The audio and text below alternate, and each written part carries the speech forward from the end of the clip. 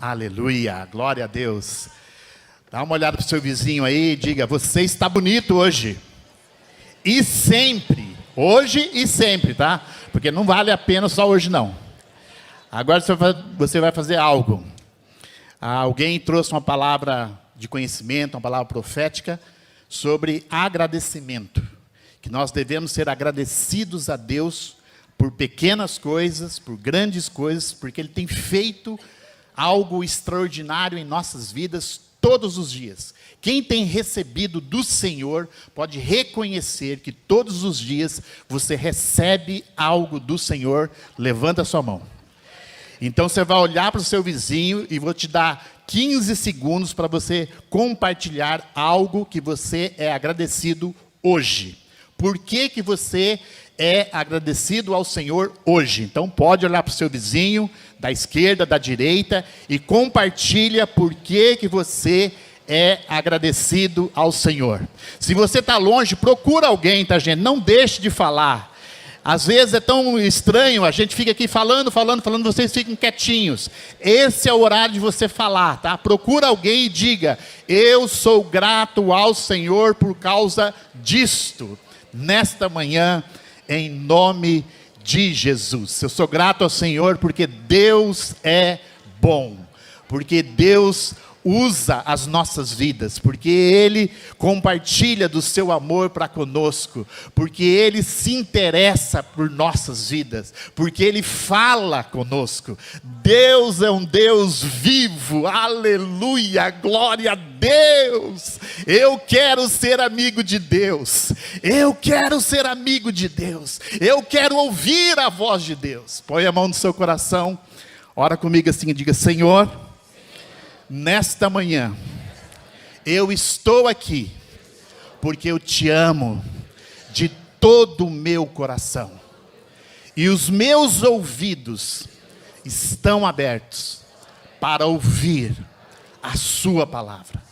Senhor, em nome de Jesus, eu amarro toda distração, e eu declaro que eu vou receber por completo a porção que é reservada para a minha vida nesta manhã, em nome de Jesus.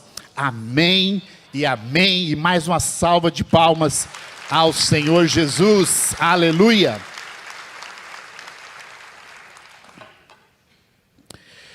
Nós temos declarado nessas semanas que aqui cabe mais um. Vamos dizer todo mundo junto? 1, 2, 3. Aqui. Aleluia. Você olha para mim e fala: pastor, aí não cabe mais nem meia grama. Mas nós temos declarado, e essa não é uma frase de efeito. Nós vamos relembrar um pouquinho as nossas declarações desse ano. Nós começamos declarando que os céus estão abertos sobre as nossas vidas. Amém? Você declara isso, que os céus estão abertos sobre a sua vida, sobre a sua família e principalmente sobre esta casa. Amém? Nós falamos também que esse ano nós vamos completar, essa igreja é uma igreja bem jovem. Nós vamos completar 40 anos. 1982 foi o ano que foi feito, então, o estatuto e foi constituído a comunidade de maneira estatutária. Então, esse ano, nós vamos comemorar 40 anos. Olha para o seu vizinho aí e diga: vai ter festa. Diga para ele: você é o convidado especial.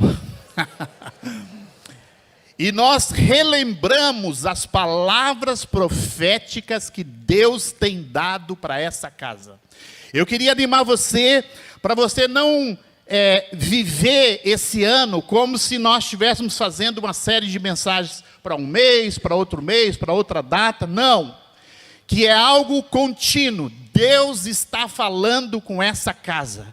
E se seu ouvido está aberto, se os seus ouvidos estão abertos, você pode receber aquilo que Deus tem falado através das pessoas que têm ministrado nesse lugar. Deus tem falado com você no particular. no seu tempo de oração, no seu tempo devocional, no seu tempo que você reserva diariamente para falar com Deus, Deus está afirmando no seu coração coisas tremendas, que tem a ver com aquilo que Ele está falando com a igreja. Então, quando nós vemos uma frase como essa, aqui cabe mais um, não pense que é só uma invenção, uma estratégia de marketing. Não pense que é só uma mera estação que nós estamos vivendo. Não, uma coisa tem a ver com outra. Os céus estão abertos. Nós estamos relembrando as palavras proféticas que Deus tem dado a essa casa. E nós temos declarado que nessa casa cabe mais um, cabe mais dois, cabe mais três, cabe mais 100, cabe mais 1000, cabe mais 10.000. Nós estamos declarando que nessa casa, em Curitiba, na região metropolitana, cabe ainda muitas e muitas pessoas que Deus quer alcançar. Agora, a questão é, eu estou disposto a ser um canal de Deus para alcançar essas pessoas? E é sobre isso que nós vamos falar nessa manhã. Nós falamos na primeira mensagem dessa série, uma fé que diz, aqui cabe mais um. E nós lemos aquele texto daqueles 4 homens que levaram aquele paralítico para Jesus. E eles buscaram uma maneira muito assim estratégica para conseguir colocar aquele homem diante de Jesus. E toda vez que você traz uma pessoa diante da presença de Deus, algo extraordinário acontece. Todas as vezes nós encaminhamos uma pessoa à presença de Deus, a Jesus, algo tremendo acontece. Segunda mensagem dessa série, nós falamos sobre a vida de Zaqueu. E é muito interessante a vida de Zaqueu. Zaqueu era um homem bem rejeitado pela sociedade da época. E ele ouviu falar de Jesus. E ele procurou de todas as formas ter um encontro com Jesus. Isso fala que tem pessoas próximo de você, talvez pessoas até odiadas, que estão com sede de Jesus. Elas não sabem, mas elas estão procurando Jesus, estão procurando a presença de Deus em qualquer coisa. E Zaqueu desafiou a sua própria estatura, subiu numa árvore para ter um encontro com Jesus. Porque ele sabia que se ele encontrasse com Jesus, algo tremendo iria acontecer com a vida dele. E ele encontrou paz com Deus, ele encontrou paz relacional, ele encontrou paz emocional. As pessoas ao nosso redor que não conhecem Jesus, mesmo que elas tenham uma postura que não aparenta isso, elas estão procurando paz. Saiba que as pessoas não têm paz no seu relacionamento com Deus, porque elas não conhecem a Deus, não têm paz às vezes no relacionamento interpessoal, e às vezes não têm paz nem mesmo consigo mesmo. Então as pessoas ao nosso redor procuram paz, e nós podemos convidar, ser uma porta para um convite. Eu trouxe esse stand aqui hoje. Aqui diz o seguinte: quem já tinha percebido que nós temos esse stand aqui na igreja? Olha, gente, a maioria não tinha percebido. Nós temos esse stand aqui na igreja. E o título da ministração hoje é: um convite pode mudar a eternidade de alguém. Olha para o seu vizinho e diga para ele: o poder de um convite. Eu quero começar nessa manhã contando como que eu cheguei a Jesus. Vou falar aqui alguns anos, tá? Mas por favor, não faz o cálculo da minha idade. 1986. Eu estava no auge da minha juventude. 18 anos. 18 anos. Tinha uma moto e eu estava assim, desfrutando tudo o que a minha juventude podia oferecer. Sou de uma família evangélica Então, aos 18 anos, eu tinha conseguido romper com toda aquela culpa, aquele fardo de não ter permanecido no Evangelho. E então eu estava ali vivendo, no meu entendimento, o meu melhor momento. E eu me lembro que em junho de 86, nós estávamos próximos para viajar, para se mudar para Rondônia. Então eu morava no interior do Paraná, numa cidade chamada Francisco Alves, perto da onde o pastor Cris mora, em Umuarama. Quem conhece Francisco Alves? Você conhece, aleluia, glória a Deus. Tem uma pessoa que conhece Francisco Alves. Essa é duas, é eu e você só conhecendo Francisco Alves. Francisco Alves, uma cidade minúscula, 5.000 habitantes, 3.500 eleitores. Francisco Alves, lá onde um vereador se elege com 100 votos. Eu nunca me aventurei, porque eu achei que eu nunca teria 100 votos. 100 pessoas. Olha, gente, é muita coisa. 100 pessoas que votam numa pessoa é algo extraordinário. Eu estava ali, então, participando de uma festa do colégio. No meu colégio fazia uma festa uma vez por ano, era a festa de arromba da cidade. E eu estava ali naquela festa e uma amiga minha, crente, fervorosa, da mesma idade que eu, me chamou para ter uma conversa. E eu não gostava de ter conversa com crente. Meu Deus do céu, porque os crentes me enchiam de culpa. E os crentes falavam coisas que eu não queria ouvir. E aí, mas ela era muito amiga minha, então nós sentamos numa escada e ela fez para mim um convite. Ela disse para mim o tipo de vida que eu estava levando e aonde ia parar esse tipo de vida. E ela disse no final: eu faço para você um convite. Você não quer hoje confessar Jesus como seu Senhor e Salvador? Aquilo me pegou. E eu dei um sambaralove nela, eu dei uma enjambrada ali e tal, cocei minha cabeça, e eu sei, de alguma forma eu escapei daquilo, mas aquilo ficou no meu coração. Eu tentei de todas as formas fazer com que eu esquecesse aquilo, mas eu não conseguia esquecer aquilo. Nós nos mudamos então para Cacoal, eu continuei vivendo a minha vida do jeito que eu achava que eu deveria viver. Levei minha moto lá para Cacoal, então andava com a minha moto lá às noites de Cacoal. Cacoal já era uma cidade bem maior, era uma mega cidade. Tá? Cacoal, quando nós chegamos lá, tinha 80.000 habitantes, então era uma mega metrópole.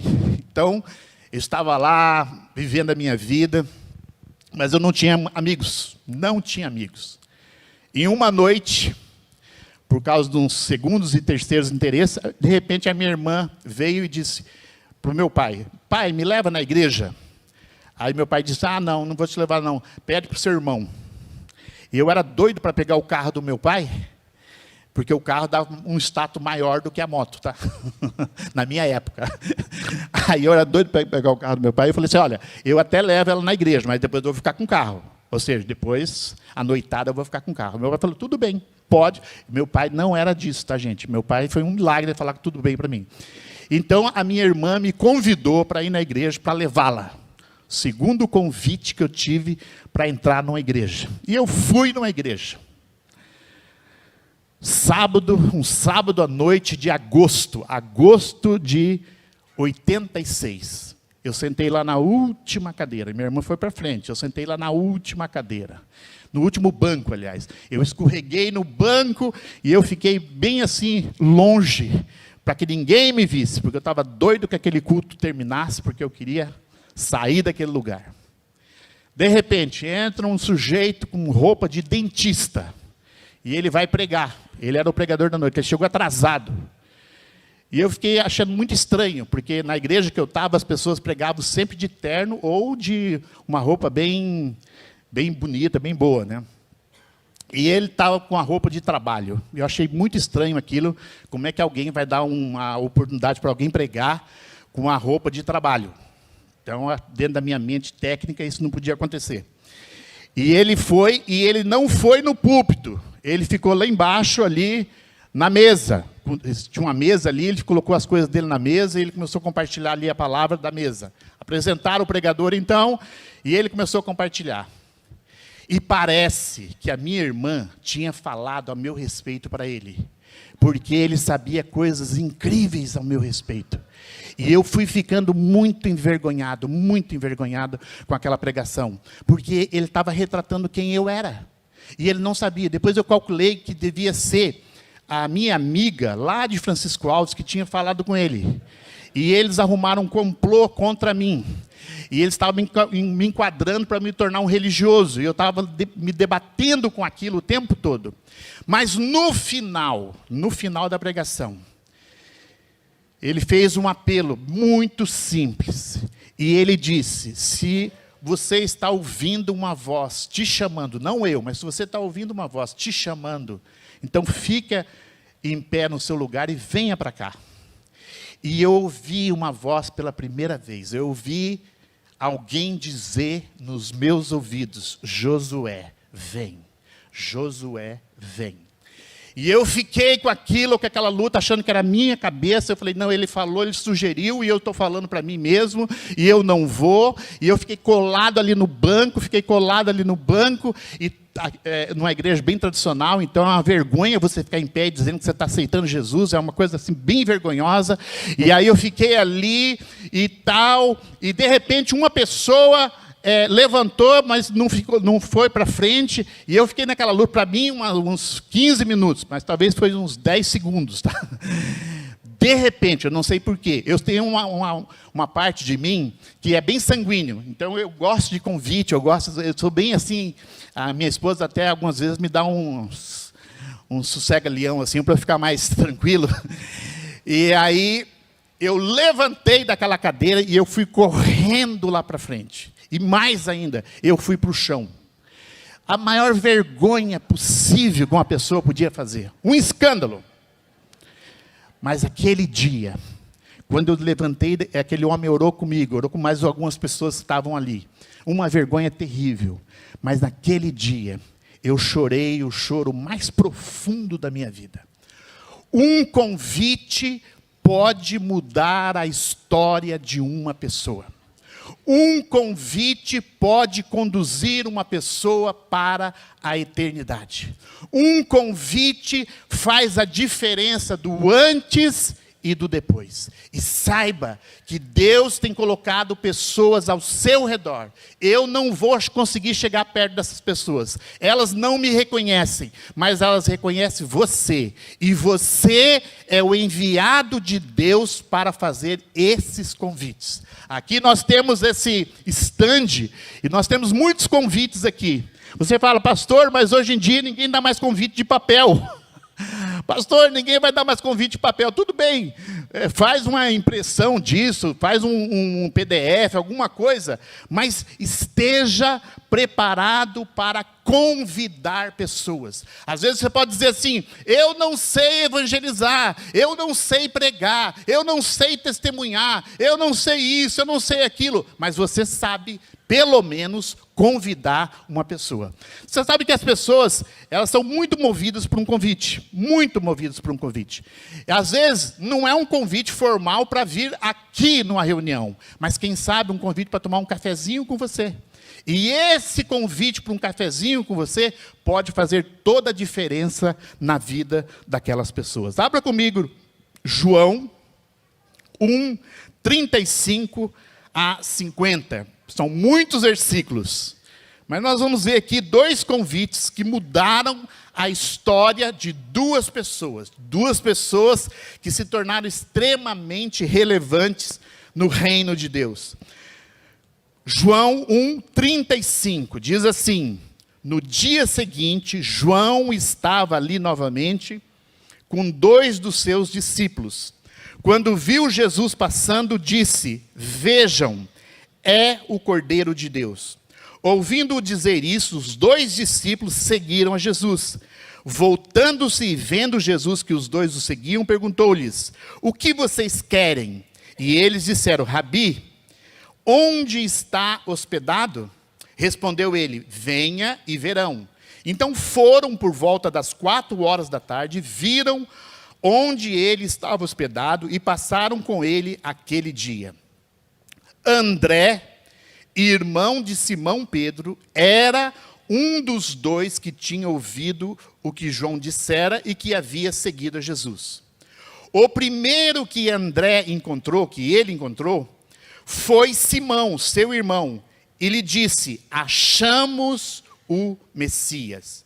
E o levou a Jesus. Jesus olhou para ele e disse: você é Simão, filho de João, será chamado Cefas, que traduzido é Pedro. No dia seguinte, Jesus decidiu partir para a Galileia. Quando encontrou Felipe, disse-lhe: siga-me. Felipe, como André e Pedro, era da cidade de Betsaida.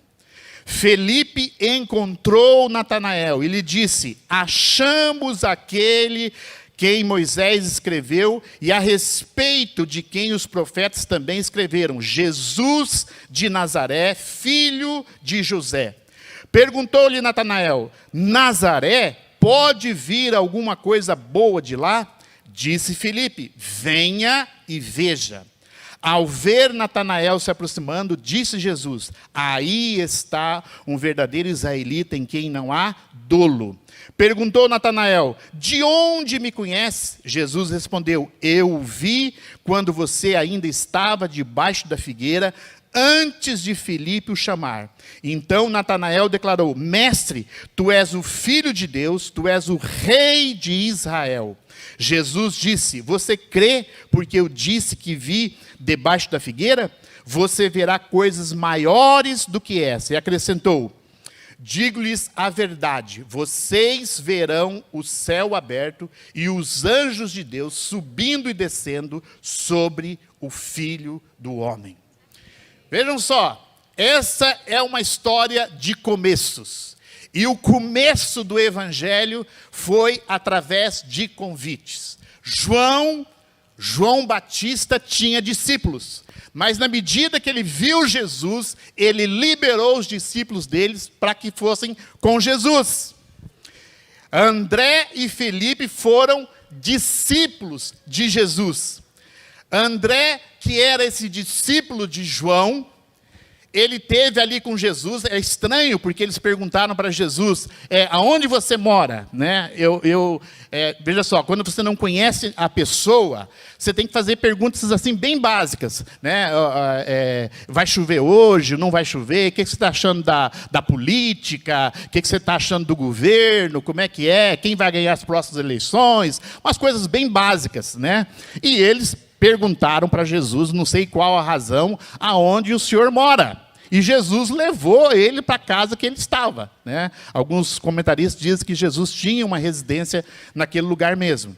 Mas, na sequência, André encontrou seu irmão. E quem era o irmão de André? Pedro.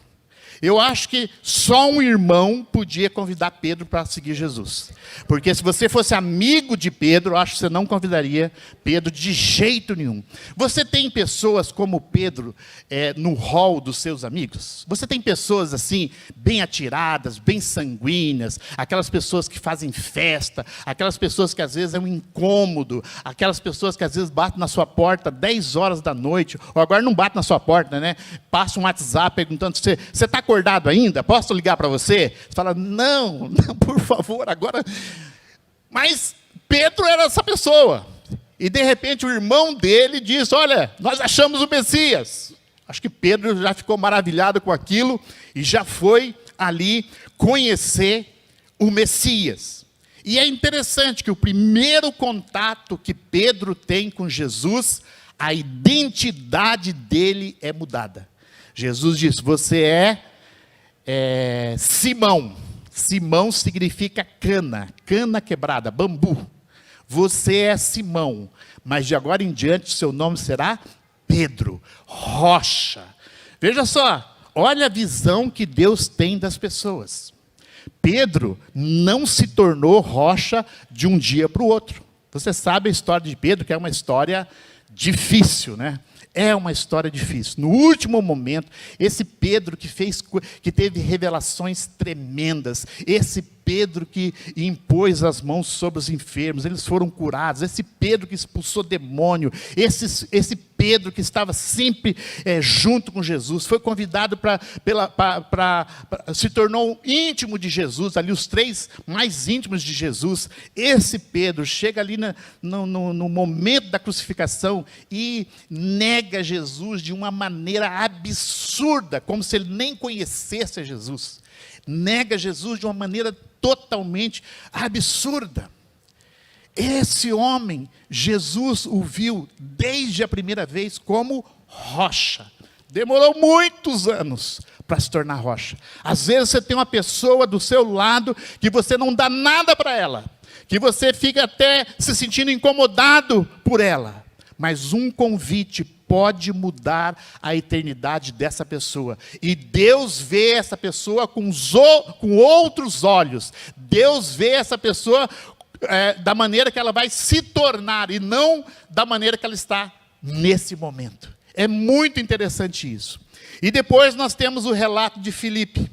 Filipe encontrou um amigo dele chamado Natanael. E esse homem, aparentemente, era um homem conhecedor das Escrituras, era um homem íntegro, e de alguma forma, em algum momento, ele estava debaixo de uma figueira. Eu não sei o que fazendo debaixo de uma figueira. Se eu estivesse debaixo de uma figueira produzindo frutos, eu ia pegar figos para comer, porque eu amo figo, amo figo. Eu não sei o que esse homem estava fazendo, se ele estava questionando alguma coisa, se ele estava chorando, se ele estava orando, se ele estava buscando a Deus, se ele estava com alguma situação.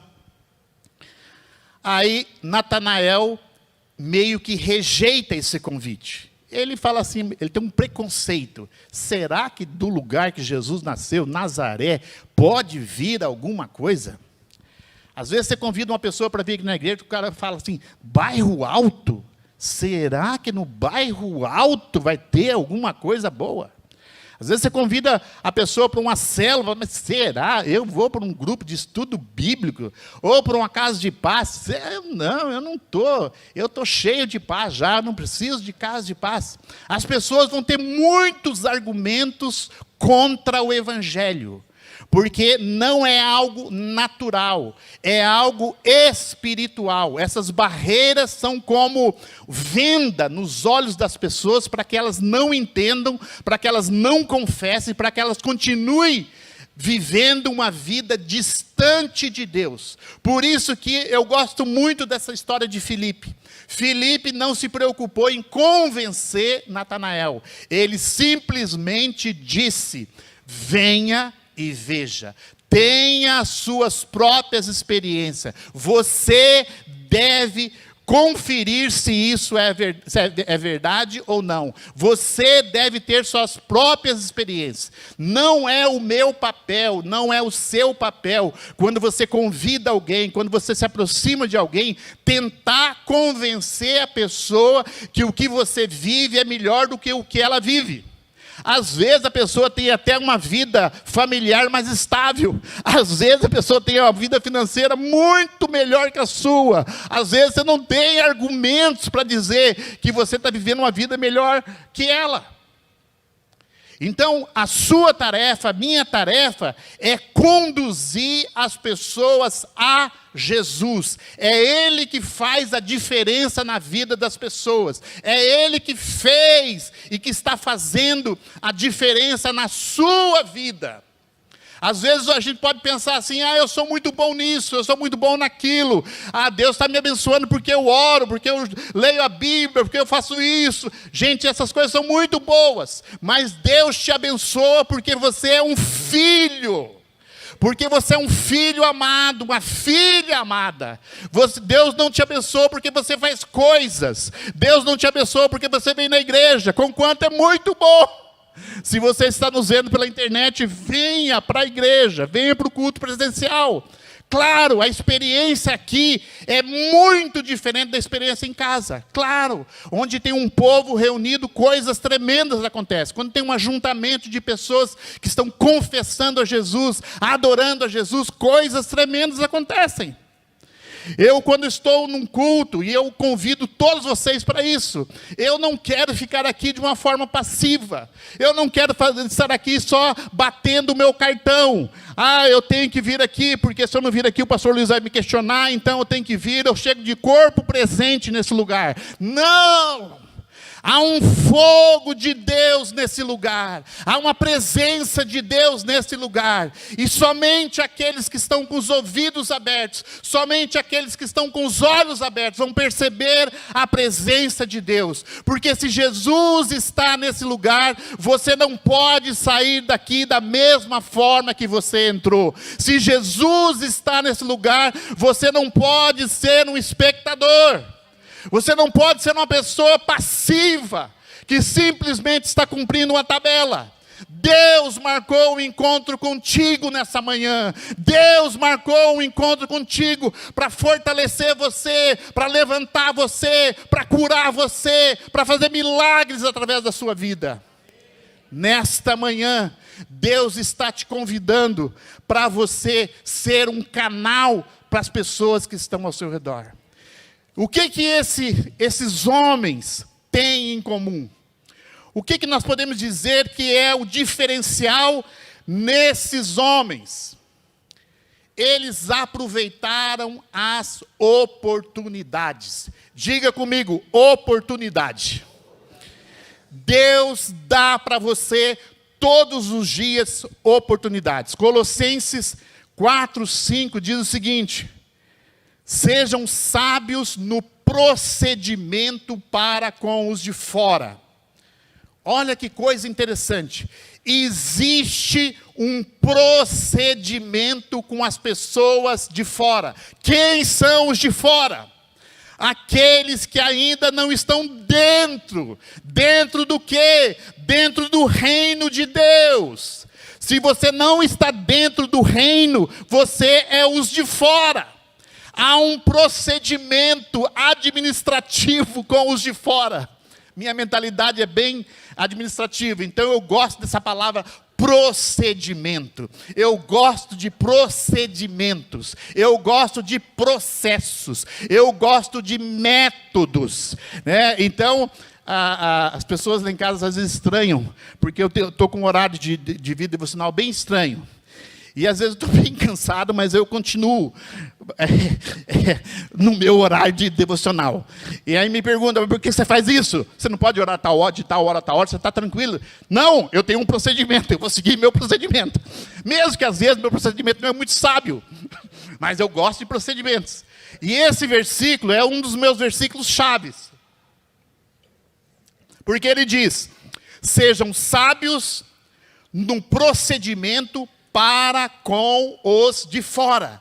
Existe um procedimento seu, bíblico, para com as pessoas de fora. Para com as pessoas que ainda não conhecem Jesus. 2 segundos para você pensar, qual vizinho seu não conhece Jesus?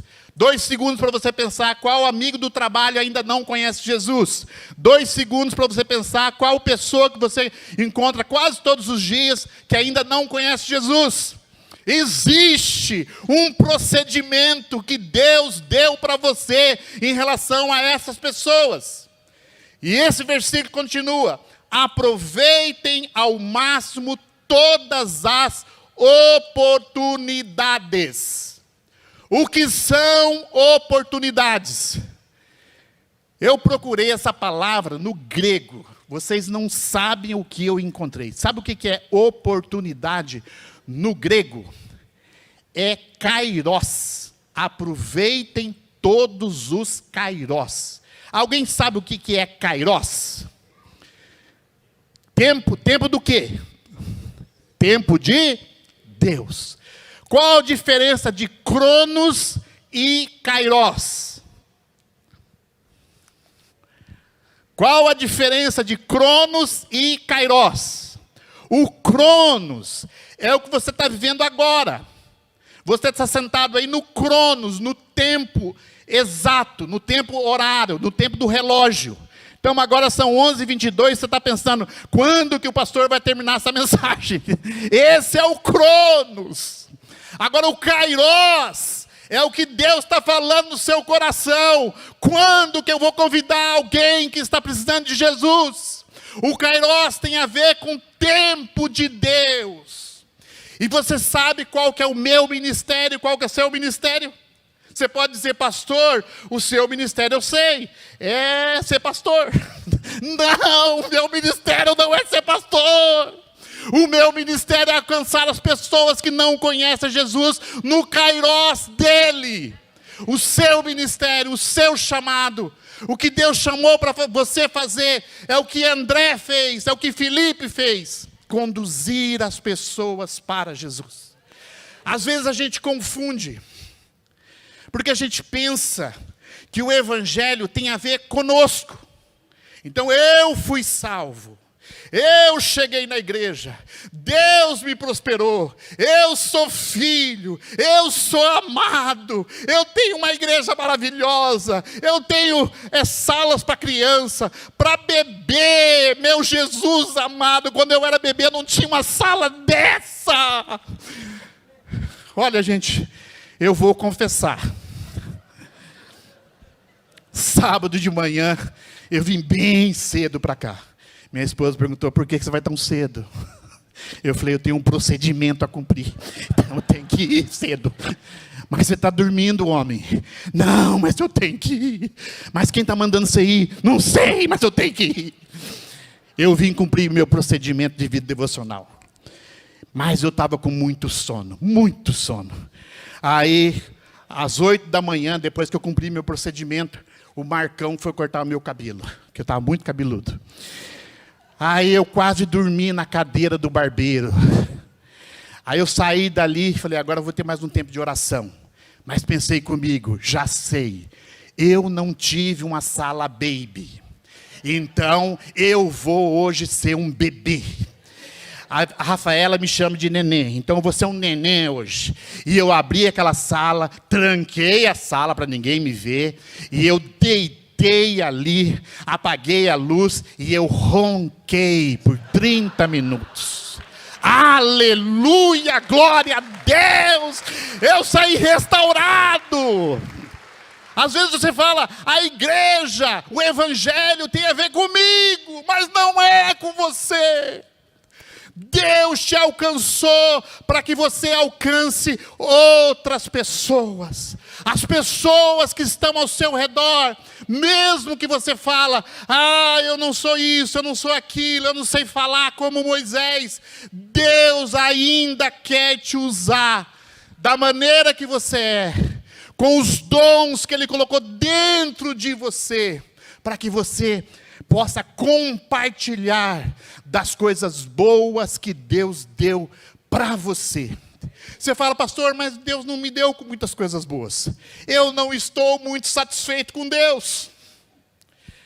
Olha, gente, vamos ser sinceros.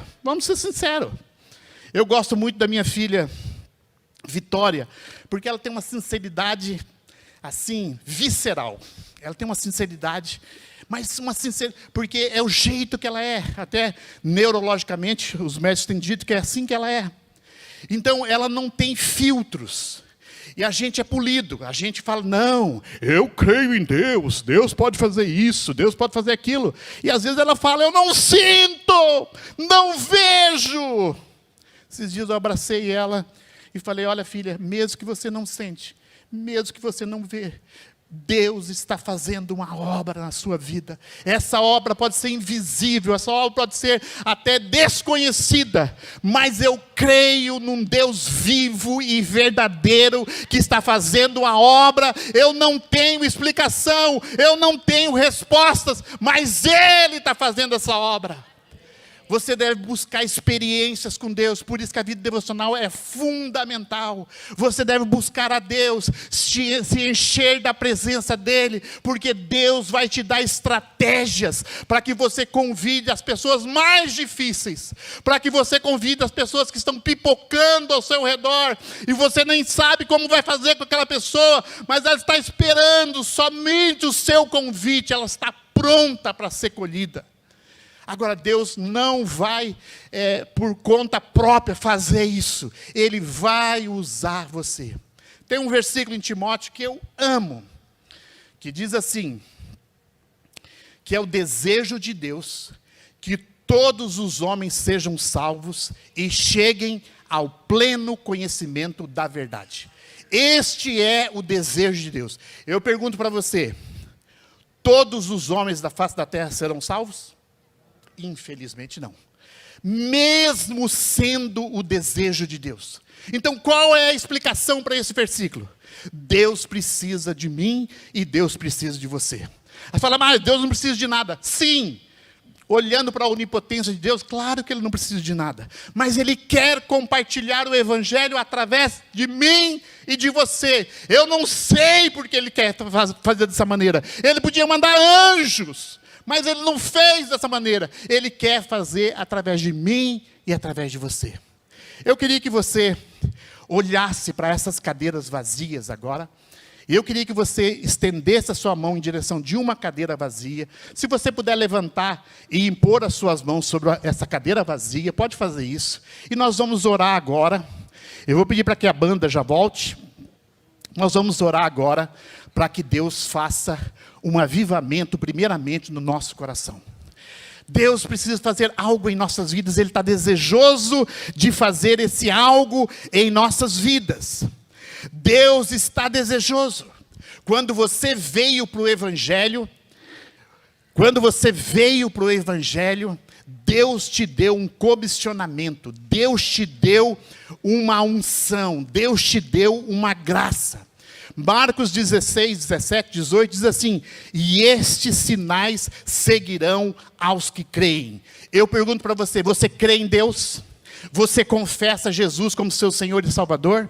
Então diz aqui, em meu nome expulsarão demônios. Olha, eu vou ousar dizer para você, se você crê nessa palavra, essa semana, alguns de vocês vão confrontar demônios. Agora você não pode ficar temeroso, tá? Não pode ficar temeroso. É um convite que você vai fazer. O demônio vai vir, trazendo aquela pessoa. Lembra, é um convite. Eu tenho autoridade no nome de Jesus para expulsar esse demônio, para amarrar esse maligno. E essa pessoa vai ouvir o convite. Esse versículo continua dizendo, falarão novas línguas. Deus vai dar para você um meio de comunicar com a pessoa, para que o Evangelho chegue no coração dessa pessoa. Há uma forma de comunicação que só essa pessoa entende, e Deus vai te dar essa capacidade, para que você comunique. Línguas fala de comunicação. Depois diz aqui, pegarão nas serpentes. Fala, pastor, mas eu vou fazer isso? Escuta lá, e se beberem alguma coisa mortífera, nada lhes fará dano algum. E finaliza dizendo assim, e porão as mãos sobre os enfermos, e eles serão curados. Esses são sinais. Nós vamos agora orar pelas cadeiras. Então, olha para uma cadeira aí, levanta a sua voz, e você vai dizer, você vai profetizar, essa cadeira vai ter uma pessoa. Essa cadeira vai ter uma pessoa aqui. E você vai declarar agora o nome do seu amigo. O nome do seu amigo. O nome da sua amiga, uma família. Uma pessoa que você conhece. Diz aqui, diz assim, o João, a Maria, a Joana, vai sentar nessa cadeira. Eu declaro isso. Pai, em nome de Jesus. A sua igreja está clamando agora. A sua igreja está clamando agora. Oh, desperta o nosso coração. Libera o nosso coração, Pai. Tira-nos, Senhor, de nós mesmos, Senhor. Senhor, de focar em nós mesmos, Pai. Essas cadeiras serão preenchidas, Pai. Declaro em nome de Jesus, virão muitas pessoas, todo o mezanino repleto, Senhor,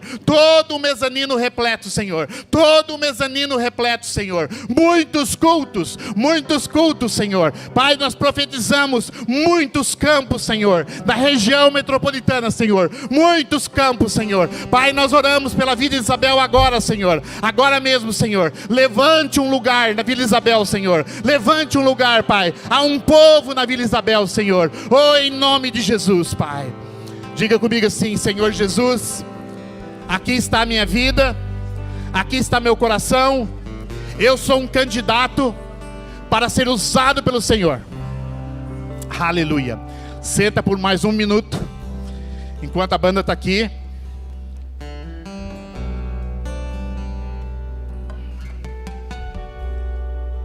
Quero dizer 4 coisas que você precisa ter em mente quando você for alcançar uma pessoa.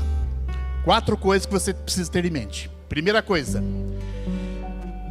precisamos ver as pessoas com os olhos de Deus. Não ver as pessoas pela aparência, mas ver com os olhos de Deus. A gente vê muito a questão externa da pessoa, as emoções, como ela se expressa, as atitudes, e isso gera uma barreira em nosso coração. Mas você precisa ver de acordo com que Jesus viu as pessoas. Diz que Jesus era movido de íntima compaixão. Se você pudesse, por um segundo, olhar o destino que uma pessoa que não tem Jesus está seguindo, isso causaria um desespero no seu coração. Então, olhe as pessoas, veja as pessoas como Deus vê. Não rejeite as pessoas, mesmo que elas estejam envolvidas em pecados que você acha que é os piores. Não rejeite as pessoas, porque Deus vê as pessoas de maneira diferente. Segunda coisa, nós precisamos interceder pelas pessoas. Não é, sabe, gente, o convite em si mesmo, ele não tem poder. Em si mesmo, você pode pegar aqui um bloco de convites. Eu quero animar você para que você pegue pelo menos um convite. Eu desafio você para pegar pelo menos um convite. Você pode pegar um bloco de convites e sair lá no semáforo, distribuindo para todo mundo, falando o seguinte: o pastor Josué pediu para distribuir convite, então se você é como eu vou obedecer esse procedimento, vou distribuir 10 convites e acabou. Não é isso. Intercessão. Olha uma pessoa, perceba, olha com os olhos, veja com os olhos de Deus, e interceda por essa pessoa. Interceda. Crie uma atmosfera de intercessão. Crie algo em Deus. Peça para que Deus revele para você, como Jesus revelou o coração de Natanael. Peça para que Deus revele para você o coração daquela pessoa. Se Deus vê de fato que você ama aquela pessoa, que você é interessado nela, Deus vai te mostrar coisas tremendas. Deus vai começar a mostrar para você. E a intercessão também vai te proteger, vai criar um escudo, porque ganhar uma pessoa para Jesus é uma batalha. O inimigo não vai soltar uma pessoa de graça, é uma batalha. E a intercessão tem o poder de colocar você entre Deus e a pessoa. Jesus está aqui do seu lado, você é o intercessor, você é aquele que se colocou na brecha. Jesus está aqui do seu lado, para que as coisas que Deus tem para a vida daquela pessoa aconteçam. Então, ver com os olhos de Deus e interceder até que algo aconteça na vida daquela pessoa. Sabe, do nada, aquela pessoa vai te procurar. Do nada. Coisas tremendas vão acontecer. Você vai encontrar aquela pessoa no elevador, você vai encontrar na rua, você vai encontrar coisas assim, surpreendentes vão acontecer, porque Deus vai começar a se interessar pela pessoa e por você, principalmente por você. Depois, abra seu coração para oferecer para essas pessoas 3 coisas: amizade, serviço e, por último, testemunho pessoal. Não chegue com o evangelho para a pessoa de cara. Ah, Deus me deu uma revelação sobre você, você está perdido mesmo e tal. Eu tenho que cumprir uma tarefa lá do pastor Josué, então, por favor, sente aí que eu vou dizer umas verdades para você. Não, por favor, não. Não seja como eu. Sirva essa pessoa. Tenha amizade com essa pessoa. E quando você estiver no kairós de Deus, no tempo de Deus, testemunhe para essa pessoa. Diga o que o Evangelho fez para você. Porque contra o seu testemunho, ninguém tem nada o que dizer. As pessoas podem dizer muito contra a Bíblia, contra os crentes, contra pastores, contra tudo. Mas contra o seu testemunho, ninguém diz nada, porque é o seu testemunho. E a última coisa, disponha o seu coração para andar com aquela pessoa. Não gere alguém para que a pessoa fique órfã, ou deposita no orfanato que se chama igreja. Saiba que Deus já te deu músculos espirituais e você pode andar com uma pessoa. Você pode dar os primeiros passos com aquela pessoa. Você gerou, é um filho seu, então você caminha com aquela pessoa até ela se tornar uma pessoa firme no Evangelho. Amém? Vamos ficar em pé. Oh, Jesus, sim, Jesus, sim, Jesus. Oh, Jesus.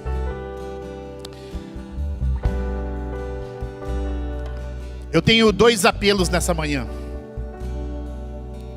O primeiro, talvez você foi convidado nessa manhã e você está aqui. Talvez você não confessou Jesus como seu Senhor e Salvador ainda. Talvez você veio aqui por acaso. Ou talvez você está longe do Evangelho. Às vezes você já teve uma experiência com Jesus, mas você foi para longe. Você se desencaminhou. Você perdeu o foco. Nós vamos fazer uma oração agora. E essa oração é o melhor convite que Deus pode fazer para você. Que é o convite de você receber Jesus como seu Senhor e Salvador. Este é um convite especial. Nós vamos orar. No final dessa oração, se você concordar com essa oração, e se esse é o seu caso, você vai dizer: eu aceito este convite.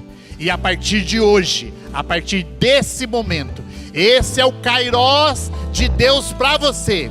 A sua identidade, o seu nome vai ser mudado, porque Deus tem grandes coisas para a sua vida. Eu vou convidar toda a igreja para abrir as mãos, fechar os olhos e fazer essa oração comigo. Diga assim: Senhor Jesus, nesta manhã eu ouvi a sua voz e eu quero com a minha boca confessar Jesus como meu Salvador e o meu Senhor. Eu te recebo no meu coração. Eu aceito esse convite e eu deixo para trás a minha vida.